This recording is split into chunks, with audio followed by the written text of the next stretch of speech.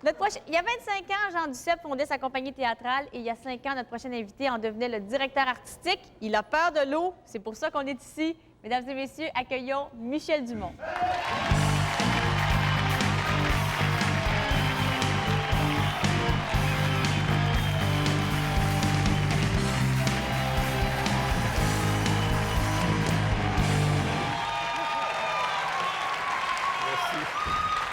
C'est vrai que vous avez peur de l'eau. Oui. Mais là, vous contrôlez mieux ça. C'est mon pire ennemi. Mais il n'y a pas de piège ici? Non, il n'y a pas de piège. Bon, On va OK. rester sur la plateforme, ça va bien aller. Ça va bien aller. Je me détends. Est-ce qu'il faut, M. Dumont, pour être un grand comédien, être un être torturé? Ben, il y a des fois, quand on joue dans certains spectacles, on se demande si on n'est pas torturé de jouer dans un show qui marche si mal. Mais en général, il faut dire que... Est-ce que ça vous est souvent arrivé de jouer dans des shows Non, qui pas marchent souvent. Puis, je veux dire, par gentillesse, je n'en nommerai pas, je nommerai personne, là. Mais je pense qu'il faut être capable, surtout, de supporter la torture. C'est un métier qui demande énormément à ceux qui le font. Avoir le trac, les répétitions, l'idée qu'on va avoir une représentation devant les gens, tout ce que ce métier-là suppose. Ensuite, on joue continuellement avec les émotions. Alors, ça suppose vraiment qu'on est capable d'accepter, de vivre cette torture-là et qu'elle ne nous empêche pas de travailler. Est-ce que ça vous est déjà arrivé que votre torture intérieure vous empêchait de travailler? Moi, c'est jamais arrivé. Quelquefois, ça donne des blancs. Je connais des gens qui font du théâtre et qui... J'ai connu un acteur qui est décédé aujourd'hui, avec qui je travaillais à un moment donné dans un théâtre d'été et qui, un soir, n'a pas pu entrer sur scène. Pourquoi? Il fallait que je le pousse. Il était complètement terrorisé. Et je pense que c'est une sorte de dépression. Tu sais, en Angleterre, Laurence Olivier n'est pas monté sur scène pendant 5 ans.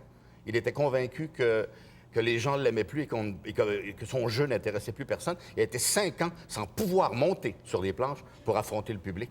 Parce qu'il faisait Allez, comme ouais. une dépression. Une sorte de petite dépression, oui. Est-ce que vous avez déjà fait des dépressions, vous? Hein? Moi, j'en ai fait. J'en ai fait 3 fois.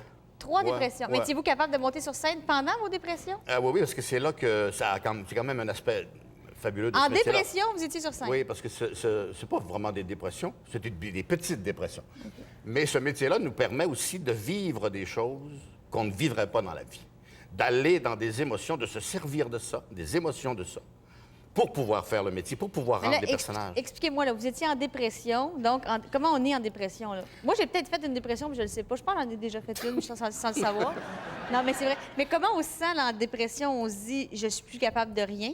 Pas nécessairement de rien. C'est ça que j'appelle, il doit y avoir des... Mme Bouchard est là, doit pouvoir nous le dire. Il doit y avoir des degrés, évidemment, dans la dépression. OK, mais vous étiez capable de faire ce que Mme Bouchard dit de faire? Quand on n'est pas capable de bouger... Je ne sais pas ce qu'elle dit. Qu'est-ce qu'elle dit, elle? Non, mais en dépression, vous étiez capable d'avoir une vie sexuelle. C'est ça que vous êtes en train de me dire. Oui! Ça, vous étiez capable. Oui. Okay. Mais qu'est-ce que vous n'étiez pas capable de faire d'abord en dépression? On n'est pas capable de... C'est-à-dire qu'il faut à tout prix, à tout bout de champ, chercher l'énergie quelque part. C'est que on est comme dessoufflé. C'est ça une dépression. C'est comme si, normalement, on est comme soufflé, on a comme une espèce de dimension intérieure, une densité qu'on perd à ce moment-là. Dans les très graves dépressions, j'imagine que les gens ne peuvent plus bouger, n'osent plus affronter les autres. Dans les petites, c'est qu'à un moment donné, on sent qu'il y a des petites choses qui ne vont pas. Moi, je me disais, il y avait un psychologue qui avait dit, la dépression, c'est comme si à un moment donné, la vie, c'est comme si on avançait sur une planche, oui. Puis qu'à un moment donné, on reste accroché derrière, et que le fait d'être accroché nous empêche d'avancer. Donc, il faut se retourner pour essayer de décrocher tout ça. Et moi, j'ai plutôt l'impression que notre passé, il n'est pas en arrière de nous. Notre passé, il est en avant. Il est en avant de nous, entre nous et l'avenir. Et que c'est à travers, que pour aller vers l'avenir, il faut qu'on passe à travers ce qu'on a été. Il faut qu'on assume ce qu'on a été. Quand on n'a pas assumé ces choses-là, il reste que dans la vie, à un moment donné, il y a des trucs qui avancent pas. Qu'est-ce que vous n'aviez pas assumé, vous? Pourquoi vous n'avanciez plus? Moi, j'avais eu de la difficulté parce que mon père est mort trop tôt. Moi, j'ai eu besoin de mon père beaucoup plus longtemps que ça. Quand j'étais tout petit, quand on était tout petit, on était 9 dans la famille. Il s'occupait de nous beaucoup, etc. Mais quand, en vieillissant, finalement, on était 9, chacun allant de son côté, bon. Et moi, j'aurais eu besoin de plus que les autres, par ma nature, j'imagine. Et alors, quand mon père est mort en 67, pour moi, ça a été épouvantable. C'est comme si j'avais pas eu le temps de le voir. Donc ça, à la suite de ça, j'ai fait une dépression. J'ai eu beaucoup de difficultés à vivre. Or, à cette époque-là, ou à peu près à cette époque-là, un petit peu plus tard, M. Duceppe est arrivé de Québec. Il avait décidé de monter le show qui s'appelle La mort d'un commis voyageur.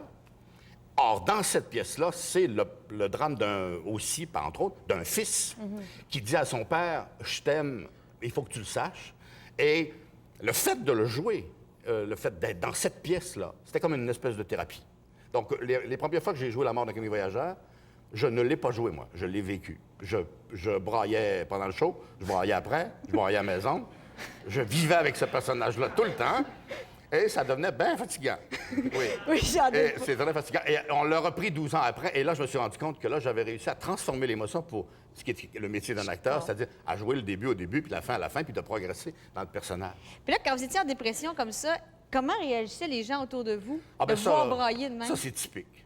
Les gens, quand on est dans la dépression, les gens ont toutes sortes de recettes. Fais un voyage... j'ai un livre là-dessus. Je vais te conter comment mon frère s'en est sorti. Toutes des affaires qui ne t'intéressent pas du tout. La pire, c'est toujours « botte-toi le derrière ». Bien, c'est parce que tu es en dépression, c'est justement parce que tu peux pas te botter le derrière. Alors là, tu as un gros problème. Alors, tout le monde autour. Tellement que les psychologues, en général, disent n'en parlez pas à la maison. Ce dont on parle ici au bureau ou sur la couchette, là. Étiez-vous sur la couchette, vous? J'ai été sur la couchette une fois, oui. OK. C'est-à-dire, c'est pas parce que j'en avais besoin, c'est parce que c'est le fun. Vous étiez couché comme ça, vous regardiez Oui. dans les airs? Oui, il y avait une boîte de Kleenex. Et puis, pendant une demi-heure, il ne se passe rien. Parce que si toi, tu parles pas, la psychologue, elle parle pas non plus. Alors, moi, je lui avais dit au prix que ça me coûte de vous devriez me parler après une demi-heure, là. Elle m'avait répondu, moi, je vais très bien, monsieur, et vous? Ben là... Ça a-tu débloqué? J'ai commencé à parler. Et à un moment donné, on était intarissable. Puis là, ils te disent, je m'excuse, c'est parce que j'ai un autre patient.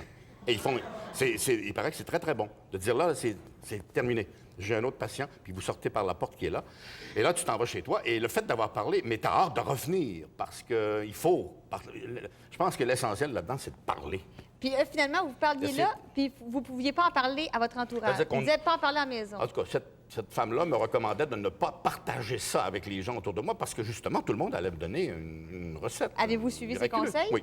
OK, donc, vous n'en parliez pas. Alors, c'est sûr que c'est bien dur pour l'entourage aussi. L'entourage immédiat, les gens qui t'aiment te demandent un peu. Mais les gens qui comprennent que t'es pas fou, mais que c'est simplement passager, parce que... Les fous, mais ça ne durera pas tout le Ça temps. durera pas. Ça se guérit.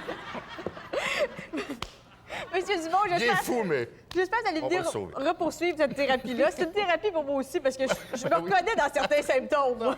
Je suis pas une grande comédienne comme vous, mais je me reconnais. Et en terminant, je voudrais juste qu'on parle de comédiens qui jouent en ce moment Bonjour là, bonjour. Ah oui, on a... Qui sont en thérapie, peut-être. Ils Qui sont vivent... peut-être en thérapie, je ne le sais pas. C'est tous les comédiens que tout le monde aime. S'il faut que je fasse le tour, j'ai toujours peur d'en oublier. Mais il y a Benoît Girard, Monique Joly, Béatrice Picard, Marc Turgeon. Tu vois, je commence à... Suzanne... Bon, ça, c'est une autre maladie dont on parlera la prochaine Oui, fois. c'est la mémoire. Et là, monsieur Dumont, c'est les 25 ans de Duceppe et il y a 5 pièces québécoises, Oui, il y a 2 5 pièces créations. québécoises cette année pour fêter Jean Duceppe. On a commencé par Devinez qui. Bonjour là, bonjour Tremblay. De Tremblay. Alors, on se revoit après la pause. On va parler de sexe, ça va rester là. Et on se quitte sur un extrait de Bonjour là, bonjour. Merci beaucoup, monsieur Dumont.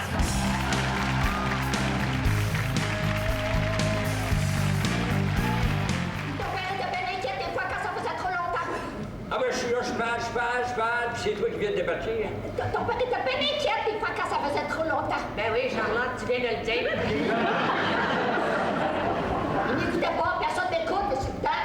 Si on t'écoute pas, c'est parce que t'es plat.